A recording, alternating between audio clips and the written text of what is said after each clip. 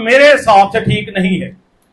मैं तो कहता हूं पहला जमाना अच्छा था, जब मोबाइल नहीं था, तुम्हारे बच्चों के हाथों में मोबाइल, उस मोबाइल नहीं था तो अच्छा जमाना था, एक दूसरे की इज्जत की जाती थी, एक दूसरे का एहतराम किया जाता था।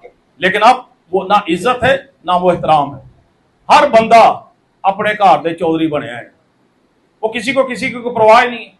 आज हम बच्चों को गलत गाइड करते हैं, बच्चों को गलत तालीम देते हैं, इसलिए हमारे बच्चे जो हैं वो बड़ों का, बुजुर्गों का एहतराम ही नहीं करते हैं। इसमें कई वजह माँ बाप की भी है। माँ बाप को भी खुदा अदालत में लाएगा जो अपने बच्चों को गलत गाइड करते हैं। आपने बच्चों को हमेशा गाइड करना है। यीशु मसीह ने क्या कहा है? अपने दुश्मनों से भी मोहब्बत रखो। हमने बच्चों को कहना है कि नहीं बेटा, वो आपसे बड़े हैं, आप उनकी इज्जत करें, आपका एहतराम करें, आपका काम नहीं है।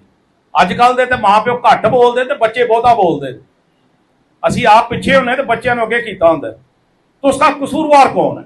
माँ बाप है। खुदा अदालत में किसको घसीटेगा?